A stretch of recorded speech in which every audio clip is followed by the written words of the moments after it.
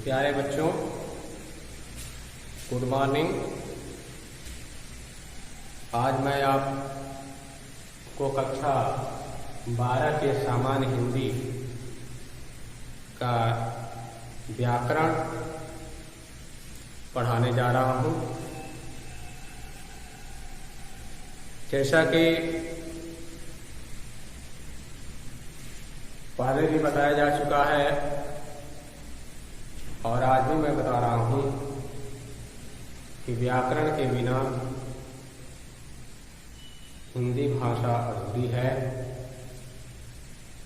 तो सामान्य हिंदी के इस वीडियो में मैं आपको अलंकार के बारे में बताने जा रहा हूँ। अलंकार जिसके बारे में पिछली कक्षाओं में ही पढ़े हैं, पढ़ते चले आ रहे हैं, वह थोड़ा सा जैसे जैसे क्लास आगे बढ़ता चला जाता है वैसे वैसे इसका विस्तार होता चला जाता है। तो आप पिछली कक्षा में अलंकार के बारे में पढ़े हैं। आपके इस 12th के सामान्य हिंदी में अलंकार हम पढ़ाने जा रहे हैं। इसको देखें। अलंकार आ जाएगा। अलंकार किसे कहते हैं? अलंकार क्या है? अलंकार क्यों पढ़ते हैं? तमाम प्रकार के प्रश्न आपसे पूछे जा सकते हैं। तो सबसे पहले हम जान लें कि अलंकार क्या है। अलंकार प्रसिद्ध संस्कृत के आचार्य जिनका नाम दंडी बताया गया, आचार्य दंडी ने इनकी एक रचना है काव्य आदर्श। आचार्य दंडी ने अपनी सुप्रसिद्ध रचना काव्य आदर्श में अलंकार को परिभाषित करते हुए लिखा है। अलंकार की शुद्ध परिभाषा आचार्य दंडी, जो संस्कृत के बहुत ही प्रकांड विद्वान कहे जाते हैं, उन्होंने अपनी रचना काव्य आदर्श में अलंकार को परिभाषित करते हुए लिखा है कि अलंकारो पीति अलंकार, अलंकारो पीति अलंकार, अर्थात शोभाकारक पदार्थ को अलंकार कहते हैं या कहा जाता है। शोभाकारक का अर्थ होता है सुंदरता को बढ़ाना। यानी साधारण शब्दों में हम कह सकते हैं कि काव्य की सुंदरता को बढ़ाने वाले या काव्य की शोभा बढ़ाने वाले गुण धर्मों को हम अलंकार के नाम से जानते हैं। उन्हें हम अलंकार कहते हैं। अब ये रहा, स्पष्ट हो गया अलंकार किसे कहते हैं। आगे है अलंकार के भेद। अलंकार के कितने भेद होते हैं? तो मुख्य रूप से अलंकार के दो भेद होते हैं। अलंकार के दो भेद होते हैं। पहला है शब्दालंकार। अब समझ लीजिए शब्दालंकार क्या है। शब्दालंकार किसे कहते हैं? शब्दालंकार के अंतर्गत कौन कौन से अलंकार आते हैं, इन सारी चीजों को हम शब्दालंकार के बारे में पहले जानेंगे। उसके बाद इसके अंतर्गत आने वाले जितने भी अलंकार हैं उनको पढ़ेंगे। तो शब्दालंकार क्या है? शब्द निर्माण की प्रक्रिया। शब्द निर्माण की प्रक्रिया में ध्वनि तथा अर्थ का, ध्वनि यानी जो हम बोलते हैं, बोलने के बाद हमारे जीवा से जो आवाज के रूप में निकलता है शब्द या ध्वनि के रूप में जो कुछ भी निकलता है वह ध्वनि है। फिर अर्थ क्या है? अर्थ का मतलब यह है कि कोई शब्द लिख दिया गया, उसका मतलब यानी क्या होगा। तो ध्वनि तथा अर्थ का महत्वपूर्ण समन्वय होता है। शब्दा अलंकार में ध्वनि और शब्द दोनों का आपस में तालमेल होता है, आपस में समन्वय होता है। और जहां पर ध्वनि और शब्दों का समन्वय हो वहां पर शब्दा अलंकार होता है। अर्थात हम साधारण शब्दों में कह सकते हैं कि जहां पर या जिन काव्यों में या जिन काव्य रचनाओं में शब्दों का चमत्कृत अर्थ दिखाई देता है उसे हम शब्दा अलंकार के नाम से जानते हैं। अब शब्दा अलंकार के अंतर्गत आने वाले कौन कौन से अलंकार हैं? तो अनुप्रास अलंकार, यमक अलंकार और श्लेष अलंकार। कभी कभी प्रश्न पूछ देता है, परीक्षा जब हम दे रहे होते हैं उसमें पूछ देता है कि अनुप्रास अलंकार किस अलंकार का उदाहरण है या अनुप्रास अलंकार किस अलंकार के अंतर्गत आते हैं? तो शब्द अलंकार के अंतर्गत। शब्द अलंकार के अंतर्गत अनुप्रास, यमक और श्लेष, ये तीन अलंकार आते हैं। अब आ जाए दूसरा इसका भेद है अर्थालंकार। अर्थालंकार क्या है? अर्थालंकार किसे कहते हैं? तो इसके लिए जब शब्द वाक्य में प्रयुक्त हो उसके अर्थ को, जब शब्द वाक्य में प्रयुक्त उसके अर्थ को चमत्कृत या अलंकृत करने वाला स्वरूप प्रदान करता है। जब कोई शब्द है, वह शब्द लिखा हुआ किसी वाक्य में है या प्रयुक्त होता है, प्रयोग किया गया हो, कोई भी शब्द जब किसी वाक्य में प्रयोग किया गया हो और उसके अर्थ में चमत्कार पाया जाता हो, अर्थ में चमत्कार यानी देखने को मिलता है और चमत्कृत करने के साथ साथ अलंकृत करने वाला कार्य करता है या अलंकृत करने का स्वरूप प्रदान करता है, वहां पर अर्था अलंकार होता है। अर्था अलंकार के अंतर्गत जैसे है, अर्था अलंकार के अंतर्गत आने वाले अलंकार कौन कौन से हैं? उपमा, रूपक, उपमा है, रूपक, उत्प्रेक्षा, अतिशयोक्ति,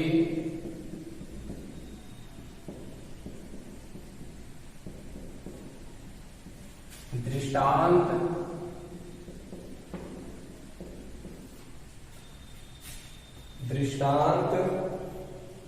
मानवीकरण,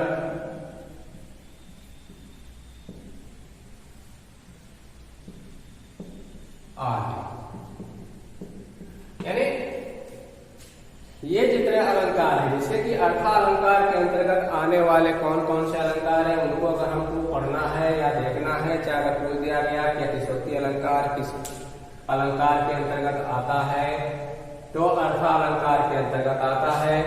उपमा, रूपक, उत्प्रेक्षा, अतिशयोक्ति, दृष्टांत और मानवीकरण, ऐसे अनेक जो अलंकार हैं आदि लिखा गया है, ये सारे अलंकार या ये सभी अलंकार आते हैं अर्थालंकार के अंतर्गत। तो अब हम आगे पढ़ेंगे शब्द अलंकार के अंतर्गत आने वाले जो अलंकार हैं उनके बारे में हम पढ़ेंगे। तो शब्द अलंकार के अंतर्गत आने वाले अलंकार में अनुप्रास अलंकार, इसके अंतर्गत आने वाला जो अलंकार है अनुप्रास अलंकार। अनुप्रास अलंकार क्या है? अनुप्रास अलंकार किसे कहते हैं? तो अनुप्रास अलंकार किसे कहा जाता है? जहां पर या जिस काव्य में एक ही वर्ण की आवृत्ति बार बार हुई हो, जिस काव्य में एक ही वर्ण की आवृत्ति बार बार हुई हो, वहां पर अनुप्रास अलंकार होता है। वहां पर अनुप्रास अलंकार वर्ण, जैसा कि निचली कक्षा में यहाँ पढ़ चुके हैं, वर्ण क्या है, वर्ण किसे कहते हैं? तो वर्ण का मतलब आप अ से अ तक वर्ण पढ़े हुए हैं, क से क तक वर्ण पढ़े थे, वर्ण वह होता है। तो कह रहा है कि जिस काव्य के अंतर्गत एक ही वर्ण की आवृत्ति बार बार की गई हो, वहां पर अनुप्रास अलंकार होता है। अब अनुप्रास अलंकार के लिए अनुप्रास अलंकार के लिए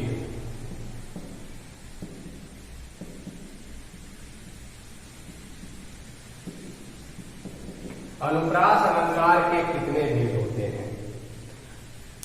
कभी कभी ऐसा होता है, पिछली कक्षाओं में हम पढ़े हुए हैं, एक उदाहरण लिखा दिया गया अनुप्रास का, चलो हो गया कि यह अनुप्रास अलंकार है। लेकिन अनुप्रास अलंकार के कितने भेद होते हैं, कितने प्रकार होते हैं, उन प्रकारों के बारे में हम आपको बताने जा रहे हैं। उसको ध्यान से देखेंगे, सुनेंगे और पढ़ेंगे। तो अनुप्रास अलंकार क्या है या अनुप्रास अलंकार के कितने भेद होते हैं? तो अनुप्रास अलंकार के 5 भेद होते हैं। 5 भेद हैं। कौन कौन? पहला है श्रुत्या अनुप्रास।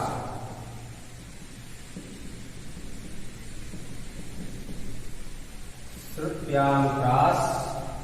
दूसरा है वृत्त्यानुप्रास।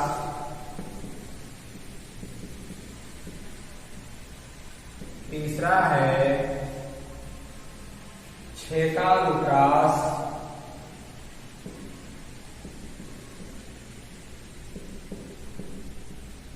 चौथा है लाटानुप्रास।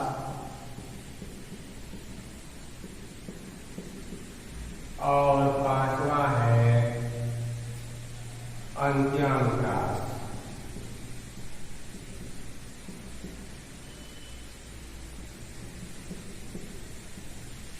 ये अनुप्रास के 5 भेद हैं। कौन कौन?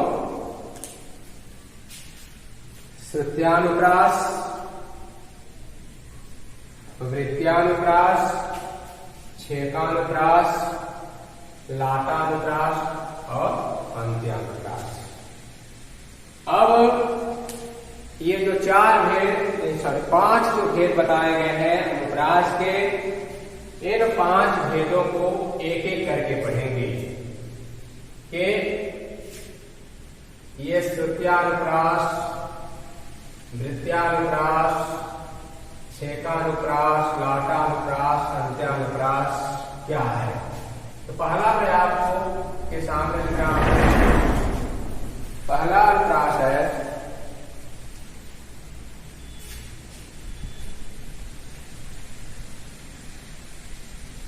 श्रुत्यानुप्रास।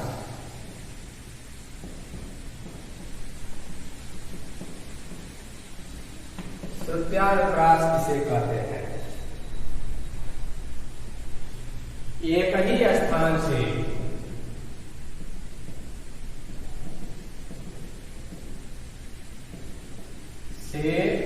उच्चारित होने वाले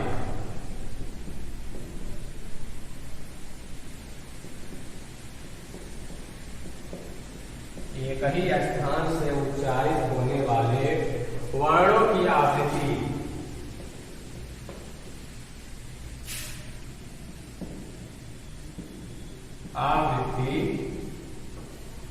श्रुत्यानुप्रास कहलाती है।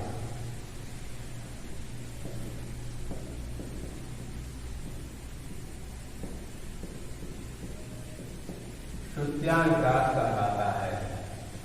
देखिए, श्रुत्यानुप्रास किसे कहते हैं? एक ही स्थान से उच्चारित। जब हम कोई शब्द उच्चारित कर रहे हैं या उच्चारण करते हैं, या हमारे जिह्वा से जहां कहीं से भी, हमारे मुख के अंदर से जहां कहीं से जिस वर्ण का उच्चारण हम करते हैं, वह वर्ण एक ही स्थान से उच्चारित हो रहा हो। ऐसे बहुत सारे या बहुत से वर्ण हैं जो जिनका स्थान जो बनाया गया है, कहाँ से हम उसको उच्चारित करते हैं। तो कह रहा है कि एक ही स्थान से उच्चारित होने वाले वर्ण की आवृत्ति को श्रुत्यानुप्रास कहते हैं। उदाहरण के लिए है, जैसे उदाहरण है, उदाहरण पे जैसे राम कृपा भव निशा शिरानी। राम कृपा भव निशा शिरानी। राम कृपा भव निशा शिरानी, जागे पूर्ण रखना।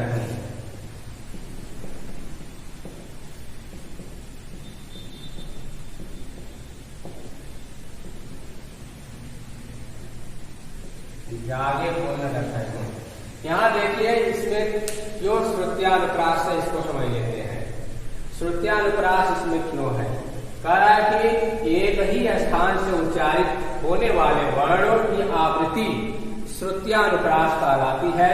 जैसे राम कृपा भव निशा शिरानी, जागे पुनि न दशकुन। तो ये जितने भी वर्ण इसमें दिखाई दे रहे हैं, सभी वर्णों का उपयोग राम कृपा भव निशा शिरानी, जागे पुनि न दशकुन, यानी सबका जो उच्चारण स्थान है लगभग एक ही स्थान से उच्चारित हो रहा है। इसलिए इसमें कौन सा अलंकार है? तो श्रुत्यानुप्रास, सुनने में, श्रुत में होता है सुनना, श्रुत्यानुप्रास है। ठीक है। अब जो है दूसरा इसमें दिया हुआ है वृत्यानुप्रास।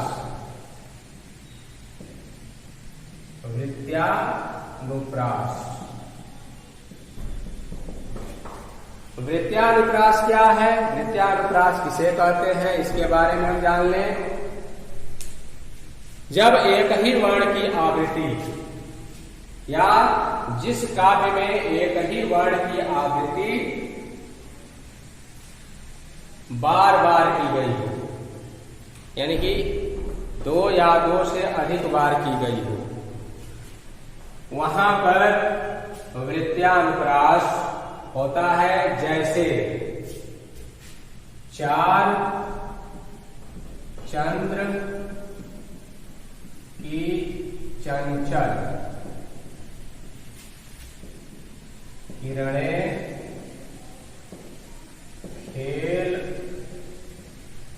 रही हैं जल थल में।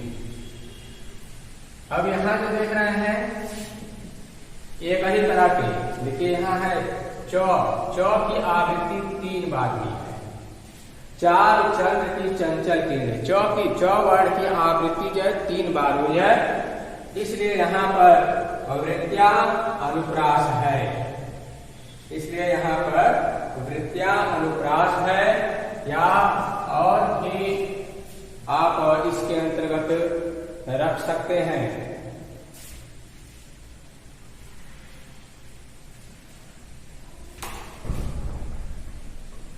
बहुत भी ऐसे पद हैं जिसको वृत्या अनुप्रास के अंतर्गत रखा जा सकता है। हाँ, आगे भी आप रख सकते हैं। जैसे कि तरणी, तनुजा, तट, तमाम, तरवर, बहुछाये। यहां पर भी आप देख सकते हैं तो वर्ण की आवृत्ति एक बार नहीं बल्कि 5 बार की है, 5 बार भी है, इसलिए यहाँ पर वृत्त्यानुप्रास है। यानी कह सकते हैं कि जिस काव्य में या जिस पद में एक वर्ण की आवृत्ति अनेक बार हुई हो या बार बार हुई हो, वहां पर वृत्त्यानुप्रास होता है। तीसरा इसने दिया छेकानुप्रास। छेकानुप्रास, अब यह छेकानुप्रास क्या है इसके बारे में जान लें। छेकानुप्रास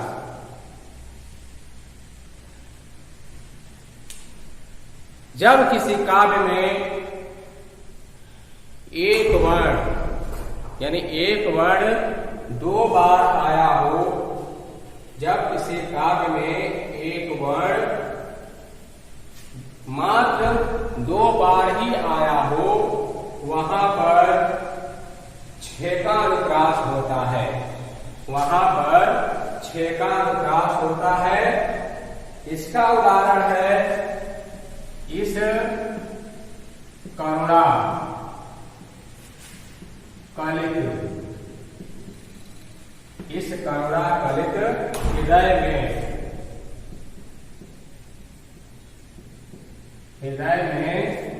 इस करुणा कलित हृदय में और विकल रागिनी भजती।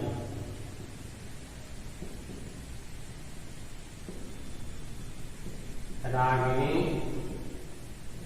भजती। देखिए इसमें कर्ण जो वर्ण है, कर्ण वर्ण की आवृत्ति 2 बार हुई है। कितनी बार? 2 बार हुई है, इसलिए इसमें छेकानुप्रास है। यानी कह सकते हैं कि छेकानुप्रास तब होता है जब किसी काव्य में एक ही वर्ण की आवृत्ति 2 बार हुई हो, यानी 2 से अधिक बार नहीं, केवल मात्र 2 बार हुई हो, वहां पर छेकानुप्रास होता है। अब तक तो हम अनुप्रास का उदाहरण यही चारुचंद्र की चंचल कीड़े ने तरन तनुजा कर तमाल ये लिखते चले आए थे, लेकिन अब यहाँ आने के बाद आपको ये 5 प्रकार के जो अनुप्रास पढ़ाए जा रहे हैं, जिसमें श्रुत्यानुप्रास आपको बता दिया गया क्या है, वृत्त्यानुप्रास क्या है, छेकानुप्रास क्या है। छेकानुप्रास को फिर एक बार और जो है बता देते हैं कि जब किसी काव्य में एक ही वर्ण मात्र 2 बार आया हो, वहां पर छेकानुप्रास होता है। अब तीसरा हो गया चौथा है लाटानुप्रास। इसमें चौथा है लाटानुप्रास। अब लाटानुप्रास क्या है? लाटानुप्रास को देख लेते हैं। लाटानुप्रास किसे कहते हैं?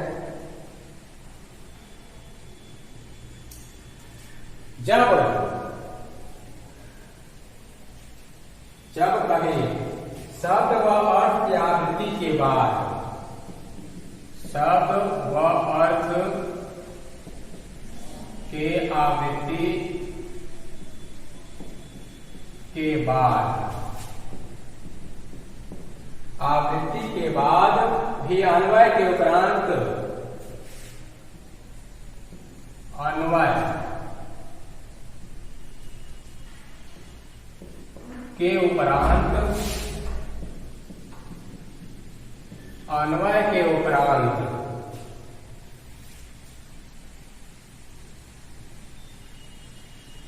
भिन्न अर्थ प्राप्त होता है,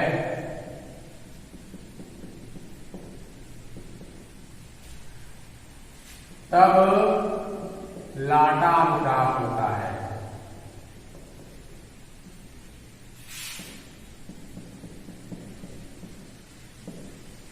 लाटानुप्रास होता है। अब जैसे लाटानुप्रास में कह रहा है क्या कि शब्द व अर्थ की आवृत्ति के बाद, यानी कोई शब्द हो, उसका अर्थ हो, उसकी आवृत्ति 1 से 2 बार हुई हो, लेकिन अन्वय करने के बाद, अन्वय का मतलब कि उसका अर्थ निकालने के बाद अर्थ में भिन्नता प्राप्त हो, तब लाटा अनुप्रास होता है। उपरांत भिन्न अर्थ प्राप्त हो तो लाटा अनुप्रास होता है। जैसे है नर हो न निराश,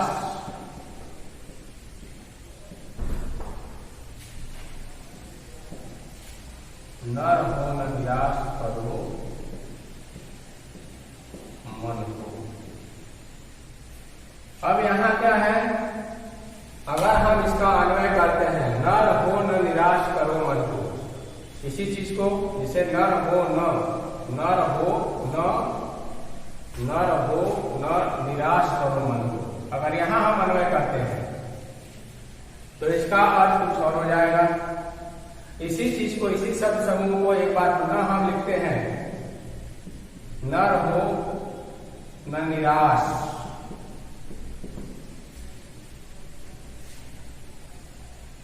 करो मन को। अगर इस तरह का हम लिखते हैं,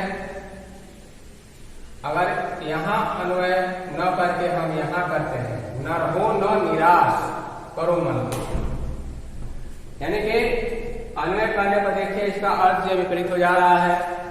यहां हम लिख रहे हैं नर हो न, यानी आप नर नहीं हैं, मनुष्य नहीं है, तो निराश करो मन को, तो आप निराश कर सकते हैं या निराश हो सकते हैं। लेकिन अगर यहां अन्वय हम करते हैं कि नर हो न निराश, यानी नर हो तो निराश करो मन को, तो जब नर हो, मनुष्य हो, तो अपने मन को निराश करने की आवश्यकता नहीं है। इस तरह का जहां कहीं भी आपको शब्द समूह की आवृत्ति देखने को मिले और अन्वय करने पर उसका अर्थ अलग अलग हो, तो वहां पर लाटा अनुप्रास होता है। अंतिम है अंत्य अनुप्रास। अंत्य अनुप्रास क्या है, इसको जान लेते हैं। अंत्य अनुप्रास जहां शब्दों के अंत में, जहां शब्दों के अंत में समान ध्वनि की आवृत्ति, शब्दों के अंत में समान ध्वनि की आवृत्ति हो,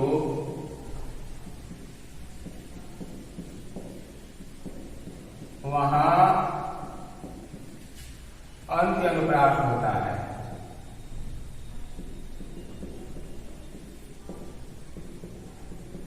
अंत्य अनुप्रास होता है। अंत्य अनुप्रास जैसे बतरस लालच लाल की, जैसे है बतरस लालच लाल की मुरली हरी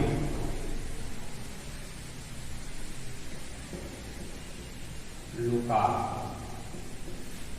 देखिए यहां पर अंत्य अनुप्रास कैसे है, क्यों है, हमने आपको सामने लिखा है कि जहां शब्दों के अंत में समान ध्वनि मिले, शब्दों के अंत में समान ध्वनि की आवृत्ति हो।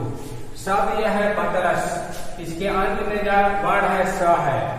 लालच शब्द है, इसके अंत में च है। लाल में ल है, मुरली है ल है, यहाँ र है, य है। तो ये लगभग जितने भी ये शब्द दिए हुए हैं, इन शब्दों का जो उच्चारण है, अंत वाले जो शब्द में जो अंत का जो वर्ण है, वर्णों का उच्चारण लगभग समान है, और समान होने की वजह से यहाँ पर अंत्य अनुप्रास है। तो इस तरह यह प्रास अलंकार था, जिसके 4 नहीं बल्कि 5 भेद थे, और इन 5 भेदों को आपको बताया गया। अब इसके आगे का जो पढ़ाया जाएगा नेक्स्ट वीडियो में पढ़ाया जाएगा।